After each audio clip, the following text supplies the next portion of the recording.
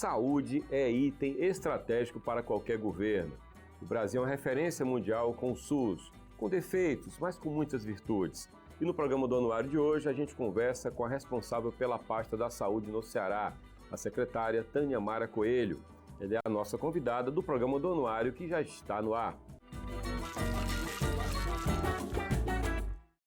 Tânia Mara Coelho é a segunda mulher a liderar a SESA, a Secretaria da Saúde do Estado. A primeira secretária foi há quase 30 anos, doutora Ana Maria. Tânia Mara é médica formada pela UFC e por mais de um ano compôs o corpo gestor da SESA como secretária executiva de Atenção à Saúde e Desenvolvimento Regional. Além disso, foi superintendente da rede hospitalar da SESA e diretora clínica, técnica e geral do Hospital São José. Tânia Mara possui residência em infectologia e é especialista em medicina do viajante pelo Royal College of Glasgow, na Escócia, e também em gestão das clínicas pelo Hospital Sírio-Libanês, em São Paulo. Ela também concluiu o mestrado em saúde pública pelo UFC. Quem está conosco, portanto, é Tânia Mara Coelho, secretária da Saúde do Ceará. Secretária, obrigado por aceitar o nosso convite. Eu que agradeço estar aqui com você novamente, José. É um prazer. Muito bem. Secretária, primeira pergunta, né? Saúde, educação, segurança. 3 pastas estratégicas, qualquer governo sabe o quão importante é isso, porque as pessoas demandam muito isso. Segurança talvez tenha assumido a dianteira porque é o básico das pessoas andarem na rua. Mas saúde é uma agenda muito difícil. O Brasil é muito moderno no desenho do SUS, mas as demandas parecem impossíveis de serem atendidas. Queria que a senhora fizesse uma leitura da sua experiência até agora à frente da SESA. Eu acho que realmente essas 3 pastas, como você já falou, são as pastas, como diria assim, mais requisitadas pela população, né? E a saúde que é fundamental, o ser humano não vive se não estiver bem, se não estiver com a saúde plena. E são demandas imensuráveis, infinitas, e o Sistema Único de Saúde do Brasil, ele tem esse diferencial que é o SUS para todos, né? Tudo para todos. Isso leva a que o sistema, a gente tem que se adaptar para poder atender tantas demandas, né? Mas eu acredito que o Brasil ele tem evoluído muito, né? O Ceará evoluiu muito nesses últimos anos, principalmente com a questão da descentralização de serviços de alta especialidade, com a criação desses hospitais regionais, as policlínicas, os centros de especialidades odontológicos regionais, né? E a gente, para que tudo funcione dentro de uma rede, a gente também tem que trabalhar com a atenção primária. E eu considero como um grande alavanca dessa gestão o fato da gente estar articulando muito com os municípios, com os secretários de saúde do município, com os prefeitos, porque o estado são 184 municípios. E a saúde do estado, ela vai estar bem se os municípios estiverem bem. Então, a gente tem conseguido muito conversar, articular, os secretários colocarem suas demandas, a gente tentar resolver, tentar sanar, para que as coisas andem bem no município onde está a população, porque é lá onde está o cidadão, onde ele vai estar mais próximo. E a criação das superintendências, são 5 superintendências, é uma representação da secretaria nas regiões de saúde. Cada região, depende da região, nós temos região com 20 municípios, temos região com 55 municípios. E por isso a gente está fazendo estudando essa regionalização para ver se a gente precisa dividir mais ainda o estado e a secretaria está mais próximo dos municípios, porque uma superintendência para dar conta de 55 municípios é muito pesado, né? Mas a gente vem cada vez mais fortalecendo essa união com os municípios, tentando sanar o problema da população o mais próximo possível e atendendo a expectativa da população dentro da sua necessidade. Por isso que foi muito importante, ano passado, o Estado de Ceará ter entregue às 5 regiões seus planos de saúde regionais. Esses planos, José, eles foram construídos dentro de grandes oficinas regionais, onde participavam tantos profissionais de saúde, representações de gestores locais, mas também a sociedade civil. E aí a gente consegue, dentro desses planos de saúde regionais, entender qual é o vazio assistencial de cada região. Porque para a gente sair daquela lógica de que eu vou construir um hospital, eu vou botar o serviço XY, não sou eu que tenho que dizer isso, quem tem que dizer é a população, os gestores locais, o que é que a população está precisando, e é em cima disso que a gente tem que se planejar, para oferecer o que a população está precisando dentro daquela região, que pode ser diferente da outra região. Por exemplo, a demanda de saúde da região norte, ela tem a peculiaridade diferente da da região exemplo, do vamos Cariri. lá, vou dar um exemplo para a senhora, né? Os acidentes com motocicletas são um problema que não são de uma região, são Não de são todo de o uma interior região. do país inteiro. Então, eu estou falando de traumatologia. O Hospital Regional Norte, ele certamente tem que estar atento para essa demanda, assim como o Regional do Cariri, assim como o de Limoeiro, assim como o de Quixeramobim. Como é que vocês trabalham essas peculiaridades? Esse ponto aí foi extremamente importante. A traumato-ortopedia ela é um vazio assistencial em todas as regiões. Em todas as regiões. Porque falta médico? Porque falta serviço, falta especialista, né? E aí a gente tem que levar através dos nossos complexos regionais, nossos hospitais regionais. Quando a gente abriu o serviço de politrauma lá do Litoral Leste, que é uma região, né, que é o Vale do Jaguaribe, foi baseado na necessidade da região. A gente viu que era um grande vazio assistencial daquela região, um serviço de emergência de politrauma. Então a gente abriu, foi o primeiro serviço que a gente abriu ano passado, foi o do politrauma e da oncologia também no Vale do Jaguaribe. E os indicadores mostravam que a taxa de mortalidade por câncer naquela região era mais alta. Então foi o primeiro serviço aberto, havia um vazio assistencial muito grande, não tinha serviço de oncologia naquela região. O indicador é determinante para isso? Olhe, Jocélio, hoje mais do que nunca o gestor tem que trabalhar com dados. Dados. E dados, assim, muito trabalhados, para que a gente tenha a informação real, né? E é imprescindível a gente ter painéis, esse pessoal chama agora de dashboard, para que a gente possa acompanhar os indicadores principais de uma gestão, que é mortalidade materna, mortalidade infantil, né? São os principais, mas tem muita morte prematura, internamento de pacientes jovens dentro de hospital. Então, são vários indicadores que a gente trabalha para a gente se basear em o que é que a gente tem que realmente agir naquela região. Tá. Né? E esses vazios, eu citei a traumatologia, a senhora falou, realmente é uma demanda de todos os hospitais.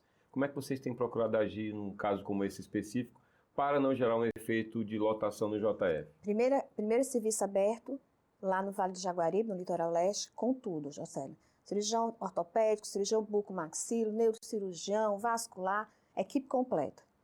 Agora vamos abrir um outro serviço de politrauma noutra região, tá? Aí nós temos a região norte que tem serviço de politrauma. Aí o que é que a gente vai fazer? Fortalecer esse serviço, já que existe, né? Na região sul a gente também tem serviço de politrauma. A gente vai ver o que é que a gente precisa fortalecer mais naquela região em termos de politrauma. Agora havia essas duas regiões, que era o Sertão Central e o Litoral Leste, que havia realmente um vazio. Por isso que nós estamos partindo logo para abrir nas principais regiões que não tinham nada. Então, a gente já fez, se você tem ideia, nós já fizemos mais de 1.700 cirurgias traumatológicas no Litoral Leste. Ou seja, eu estou falando de questões que poderiam ser evitadas se as pessoas usassem o capacete, se usassem os equipamentos de segurança. A senhora faria uma leitura de que a gente precisa reprimir mais o mau motociclista? Precisa ser mais atento na educação no trânsito para não gerar esse impacto? O que é que o Estado pensa do ponto de vista holístico em relação a isso? Então, eu acho que é fundamental trabalhar a educação. Né? Eu acredito que eu sou gestora da saúde, mas eu não entendo saúde sem educação. Né? É através da educação que a gente consegue prevenir e promover saúde. Então, na questão do trânsito, é fundamental a gente estar em parceria com a educação. Nesse projeto que a gente está trabalhando de fortalecimento da atenção primária, a gente está trabalhando também com essas questões, capacitando os profissionais, fazendo discussões. Já conversei com a Eliana, secretária de Educação, para a gente ter estratégias nas escolas, para começar desde cedo, ensinando como é que se deve se proteger no trânsito. Essas abordagens são essenciais para que a gente possa diminuir esse número de acidentes e as pessoas entenderem, Jocélio, que o acidente de trânsito ele tem um mal muito grande por deixar pessoas jovens sequeladas. Tem um custo atuarial, né? Custo e a sequela, né? A gente perde pessoas jovens, ativas e produtivas. E nossa população está envelhecendo. Sim. Né?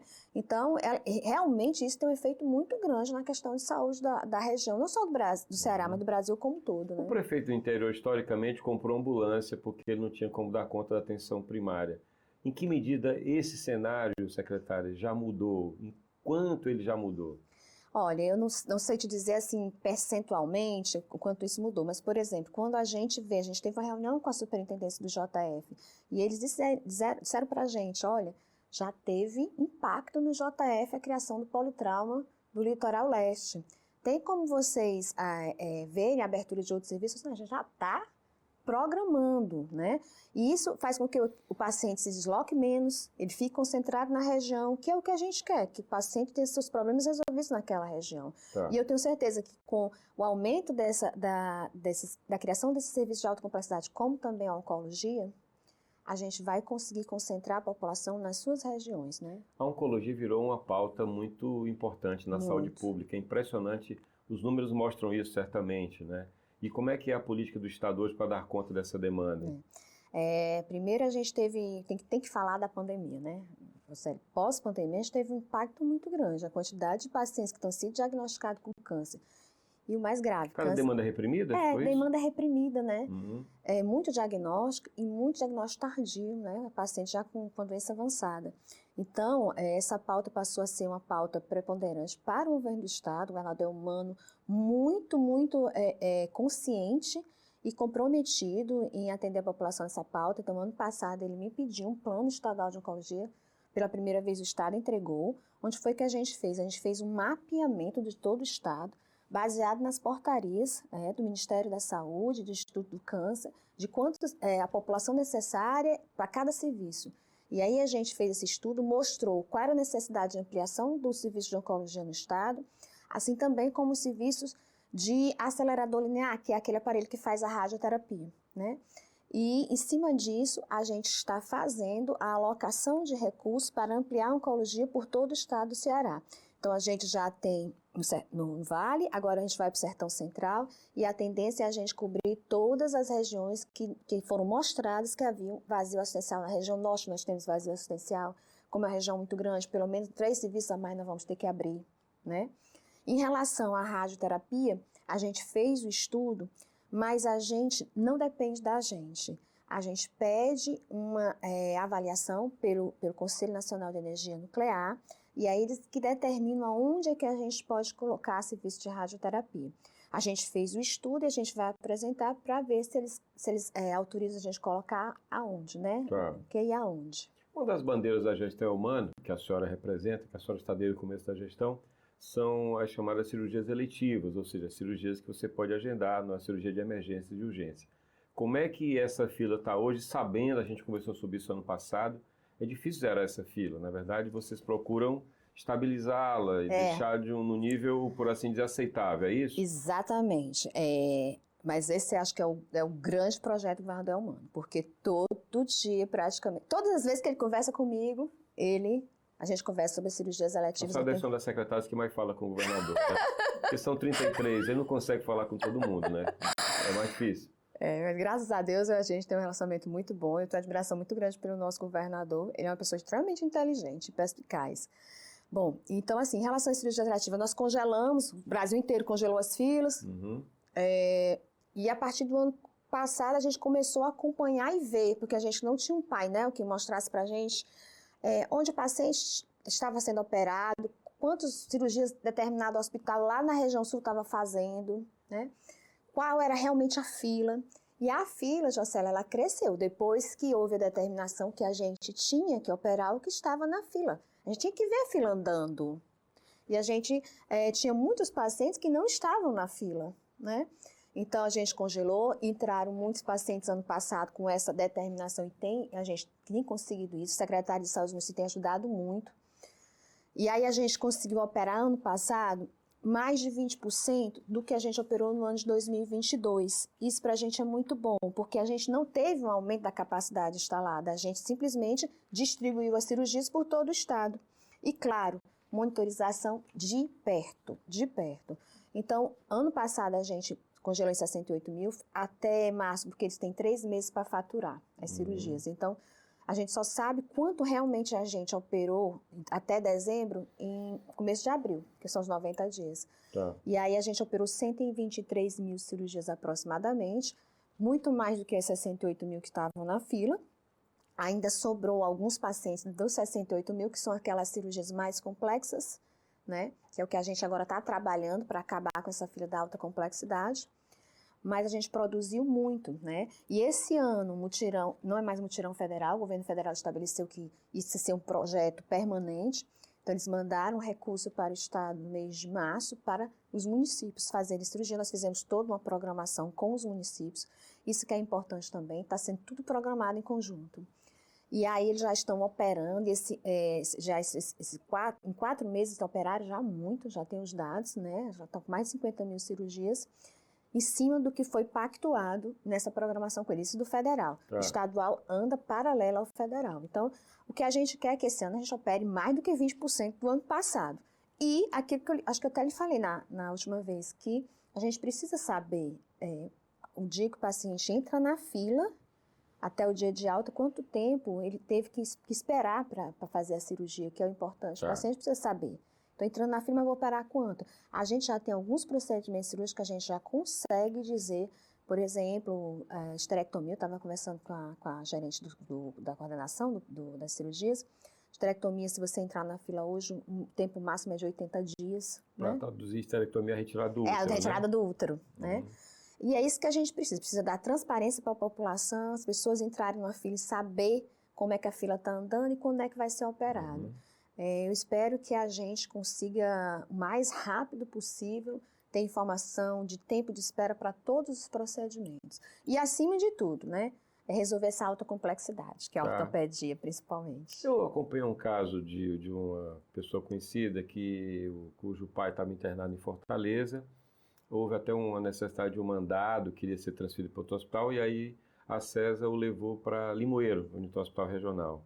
Ou seja, é possível que um paciente em Fortaleza, secretária, seja levado para um outro município, Sim. Se assim for o mais adequado dentro da rede. Sim. A intenção é atender aquela demanda, mesmo que vá para o interior. Exatamente, porque assim... E quer dizer, só complementando, que ele ficou encantado com o Hospital de Limoeiro, porque ele esperava que pudesse ser uma estrutura inferior, por ser no interior, é o estigma, né? E ele viu que não. Ele é de São Paulo e disse, eu me senti no Einstein, disse ele. A estrutura dos nossos hospitais regionais, Jocélio, são maravilhosas as estruturas. Tanto física como de pessoal, e a gente cobra muito. A gente, talvez, uma das bandeiras da minha gestão é monitoramento e fiscalização. Então, eu prezo muito pela humanização, que as pessoas sejam bem tratadas, que as pessoas sejam bem orientadas, que quando chegam no hospital sejam informados do seu procedimento. Isso, para mim, é fundamental. E os nossos hospitais regionais, eles têm uma estrutura que realmente, quando você chega lá, você fica impressionado. O pessoal lá do Limoeiro, que é o mais novo, o pessoal chega e diz, pensa que é um shopping, quando chega na entrada. Estrutura, para mim, é muito importante, mas o mais importante é o atendimento lá dentro. E todo mundo tem que ser bem atendido. Tá. Inclusive, a propósito disso, a senhora colocaria na conta do modelo de gestão essa eficiência que a senhora fala? Eu estou falando de SGH, estou falando de uma rede que tem um modelo de gestão um tanto diferente. A senhora acredita nesse modelo ou a senhora faria algum ajuste? Tem isso no seu escopo? Eu acho que a gente está fazendo uma avaliação. Qual é o melhor modelo de gestão? Né? Nós temos hospitais que são geridos pela própria secretaria, temos OS tomando de conta dos nossos hospitais regionais e 2 aqui em Fortaleza. Aqui é o Leonardo da Vinci e o Valdemar Alcântara. Leonardo da Vinci e o Valdemar de Alcântara, e ainda tem a Casa de Cuidados. Tá. E ainda tem 6 UPAs de Fortaleza, 6 UPAs do Estado, tá? Tem 6 UPAs em Fortaleza. E a gente está comparando, né? Agora, o que eu acho que é importante é fiscalizar, é saber gerir, cobrar, monitorar dados, resultados, né? Os contratos de gestão, a gente está trabalhando muito em cima para que as metas quantitativas e qualitativas sejam metas que mostrem resultado, não sejam metas banais, que não mostrem realmente a eficiência, né? A gente tem trabalhado muito em cima desses contratos de gestão, mas eu acredito que a gente só vai conseguir ter uma avaliação melhor de qual a melhor gestão depois que a gente conseguir avaliar bem, que é o que a gente está fazendo agora. Tá. Bom, concurso público, né? Na gestão Camilo ainda houve uma mudança no modelo do que seria aquele concurso. A princípio, o seu antecessor, o Dr. Cabeto, pensava ele já foi antes do seu antecessor, né? Foram 3. Já mudou. Ele tinha um desenho que previa uma autonomia para a FunSaúde, depois o governo disse, não, vamos fazer no formato convencional. Queria que a senhora falasse sobre convocação desse pessoal e modelo de trabalho dessas categorias que passam a fazer parte. Então, eles passaram a ser estatutários. Sim. Sendo estatutários, eles têm a mesma regra do servidor comum. Ele passa a ser servidor do Estado.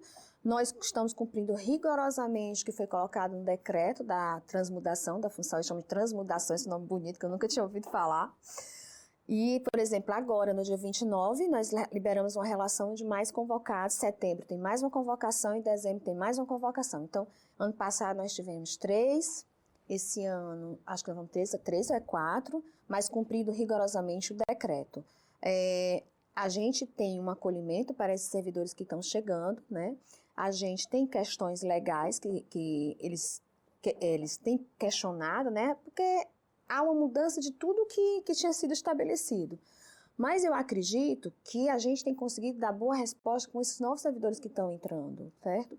Principalmente na categoria de enfermagem, tem sido uma melhoria muito grande para a gente, e também a questão médica, né? O administrativo não é um volume tão grande, mas tem repercussão. E eu acho que se a gente for somar tudo, o impacto é positivo. O impacto é positivo porque a gente precisa de servidor, pessoas que sejam fixas, que a gente possa treinar, capacitar, e essas pessoas não estejam mudando constantemente, né? Isso é extremamente importante. A senhora tem uma bandeira que a motiva muito, que é a atenção primária. Queria que a senhora falasse sobre a sua estratégia para a atenção primária. Porque quando eu cheguei na Secretaria de Saúde, eu recebi muitos secretários dizendo que a atenção primária estava muito solta, os municípios estavam muito soltos, e a função do Estado é coordenar, né, e alinhar as estratégias. Uma política de Estado tem que estar todo mundo junto, tem que estar todos os municípios seguindo aquela orientação. E aí visitei vários municípios, eu adoro visitar, adoro ir para o interior. A senhora é de Fortaleza? Sou de Fortaleza, mas eu adoro ir para o interior, ouvir as pessoas, ver em loco a situação de saúde, porque é mais fácil se você o prefeito chegar para mim falando da situação, eu realmente vi isso lá, realmente merece mudar, extremamente importante. E aí a gente fez um projeto com a doutora Valdelice, que é a minha secretária executiva de atenção primária e políticas de saúde. Essa estratégia foi levada para São Paulo, para o CONASE, o Conselho Nacional Secretário de Saúde, e foi aprovado esse projeto, e a gente lançou em abril agora, na região do Litoral Leste, contempla 20 municípios, que é capacitar os profissionais, né? Levar treinamentos, reorganizar a rede, ver quais são os vazios assistenciais, matriciamento da saúde mental, tudo isso está envolvido, violência, acidente automobilístico, tudo isso ele engloba dentro dessa transformação que a gente quer fazer na região. A gente pegou uma região pequena, de 20 municípios, porque justamente foi a primeira vez, a gente quer ver se a gente consegue planificar. O que é a planificação? É a organização da rede de saúde. O paciente ele tem que entrar pela atenção primária, e se ele precisar de um especialista, esse fluxo tem que estar com a policlínica, e esse paciente ele não pode ficar solto. Se ele precisar de uma atenção mais especializada ainda, isso aqui tem que estar ligado ao hospital terciário. Então, ele não pode ficar rodando, perdido na rede. E é isso que a gente quer fazer nesse projeto. E o próximo passo é o Cariri, que vai ser um projeto muito maior, porque é uma região maior. Tem um nome esse projeto? De braços abertos. De braços abertos. Braços abertos. A marca é essa. A marca é essa, justamente para a gente abraçar todo mundo e a gente conseguir mudar a realidade da saúde de cada região. Como é que a senhora lida, como é que a senhora lê essa grande quantidade de faculdades de medicina pelo Brasil, notadamente no Ceará, e aí entra uma discussão corporativista do sindicato e, ao mesmo tempo, uma preocupação, né? A gente está formando muito médico e, ao mesmo tempo, tem um vazio de médicos em várias regiões. Se a gente conversar com os médicos, eles vão dizer, olha, o que é preciso? Eles vão dizer uma carreira médica, para que esse médico formado tenha interesse em residir no município do interior. Do jeito que é hoje, eles dizem não é interessante. Como é que a senhora lê isso? Como é que a gente lida, primeiro, com a qualidade do ensino? Isso não é uma tarefa da CESA, isso é uma questão do MEC. Como é que a senhora lida com isso? Qual a sua leitura sobre essa grande quantidade de médicos? Eu acho que uma resposta já deu. A gente tem um vazio muito grande de profissionais de saúde e, ao mesmo tempo que você forma, você acaba concentrando em determinadas áreas, né? Eu acho importante, mas é muito importante assegurar a prática desses alunos, né? Teoria é fundamental, mas se você não tiver a prática, esse profissional não sai bem capacitado. Então, a gente tem que garantir, enquanto serviço de saúde, que eles tenham área de treinamento. Mas o mais importante que eu acho, Célio, é que a gente tenha formação de residência médica no interior. Porque o que fixa o profissional é a residência. E aí é o que a gente está fazendo. A gente conseguiu, na Escola de Saúde Pública, esse ano, expandir mais de 38 especialidades de residência médica, né? E a gente conseguiu pela primeira vez abrir a residência de anestesia no Cariri, que foi uma luta para a gente conseguir abrir. Abrimos também residência de cirurgia geral no Quixaramubim. E a nossa luta agora é abrir cada vez mais residências de especialidades, que são essas altas especialidades que a gente não consegue levar. Sim. E se a gente abre, por exemplo, nos nossos regionais que a gente tem em cada região, a gente vai fixar, porque o residente ele acaba ficando no hospital que a gente faz residência. Eu tiro por mim, né? Eu fiz minha residência no Hospital São José e lá fiquei. Tá, né? Chegou a diretora de lá, né? O São José é a minha paixão. É a minha paixão. Então, eu acho que é isso que a gente tem que incentivar. Tem que ter mais profissionais? Tem. Temos que ter campo de prática bom, onde ele aprenda bem, seja bem formado. E, acima de tudo, vamos fazer especialista para o interior, porque a gente não vai ter suficiente. A gente tem uma situação de aumento de casos de autismo e a gente sabe que a gente não tem neuropediatra suficiente. Agora, a Secretaria também está com outra estratégia, que é a estratégia da Secretaria, mas a estratégia também nacional, do governo federal, que é a questão da telemedicina. Tá. Né?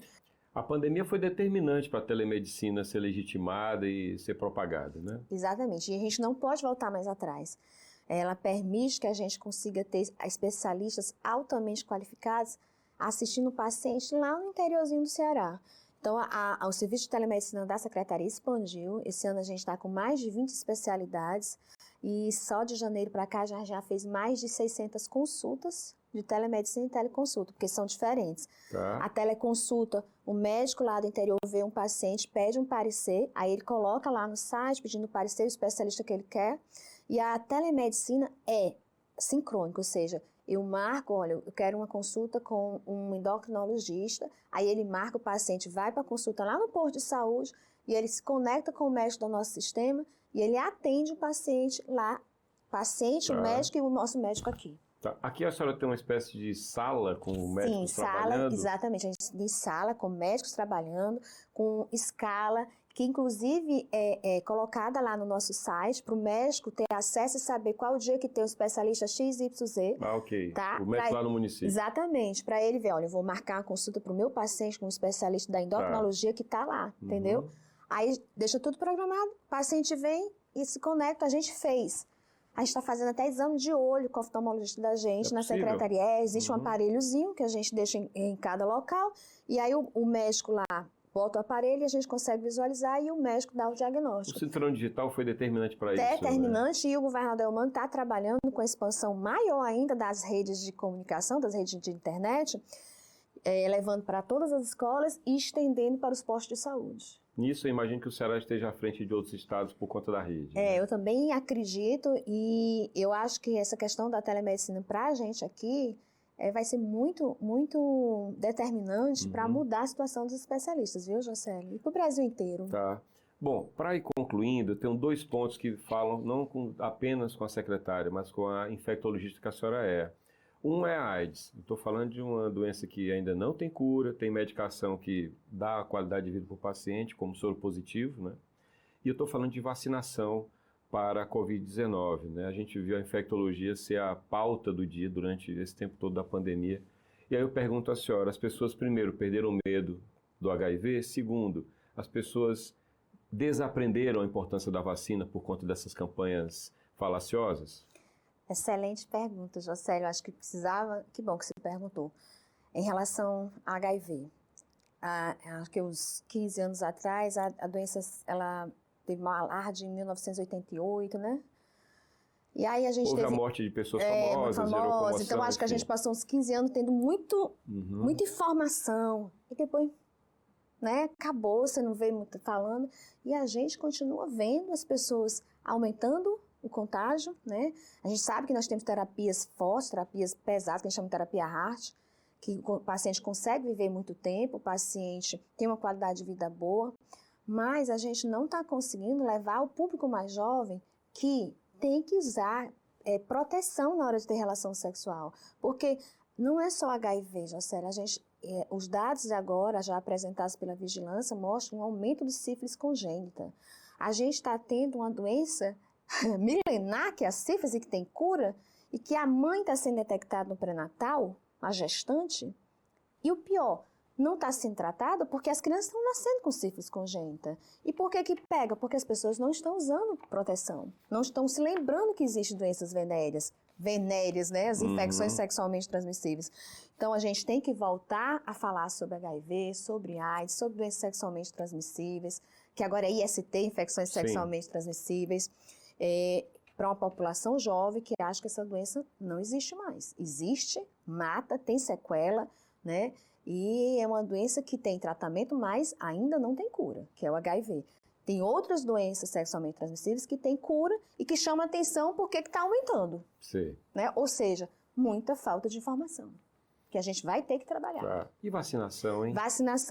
Vacinação, o Brasil ele era protagonista da imunização e depois da pandemia, com muito fake news, muita história, que é reação adversa, nossos indicadores caíram e a gente tem trabalhado muito. Ano passado, a gente trabalhou muito para voltar nossos indicadores. Nós tiramos o primeiro lugar de vacinação de poliomielite, né? Está com uns 10 dias que saiu o resultado. Estamos no segundo lugar de vacinação para Covid para criança, mas o número ainda é muito baixo, né? E a gente tem que criar estratégias diferentes. Esperar que as pessoas vão ao posto de saúde se vacinar, tem que acabar com isso. Tem que levar a vacina para a população, o mais próximo possível. Na escola, aproveitar as oportunidades. Tá. Eu sempre digo que tudo é oportunidade para vacinar. Tá. Né? Tem que mudar isso. E mostrar, olha, eu tomei a vacina da influenza logo no começo, que inclusive esse ano foi antecipado. O Nordeste sempre brigou com o Ministério da Saúde para trazer a vacina da influenza antes. Por quê? Porque a nossa chuva começa no final de janeiro, sazonal, né? Sazonal. E esse ano a gente conseguiu, mas não conseguiu levar as pessoas para se vacinar, né? Uma vacina altamente eficaz, com pouquíssimo efeito colateral, né? E que causa uma repercussão, porque uma influenza numa gestante mata, uma influenza no idoso mata, que é a vacina da gripe, né? Então, assim, a gente vai ter que mudar as estratégias para atingir a população. Secretária, teremos uma pauta muito mais ampla, porque falar com a secretária da Saúde é muito assunto. Infelizmente, o tempo acabou. Agradeço muitíssimo a senhora, desejo boa gestão. Obrigada, agradeço de novo o convite. Muito obrigado. Conversamos com Tânia Mara Coelho, secretária da Saúde do Ceará, nesse primeiro programa da temporada 2024-2025 do Anuário do Ceará. Anuário do Ceará, que é uma publicação impressa, edição luxuosa, 680 páginas, 14 capítulos, com informações completas sobre o Estado em diversas dimensões, incluindo a saúde pública também. Você pode ler o anuário em edição online, portanto gratuita, em anuariodoceará.com.br. Você pode também ver a coleção completa dos programas, esses programas que você começa a ver hoje aqui no canal FDR, no YouTube da Fundação Demócrito Rocha. Ou ainda, você pode ouvir o programa no formato podcast na sua plataforma preferida. Eu lembro a você que o anuário também está no Instagram, em Anuário do Ceará. Você pode aproveitar e também visitar a Fundação Demócrito Rocha no Instagram. Obrigado pela audiência, até o próximo programa.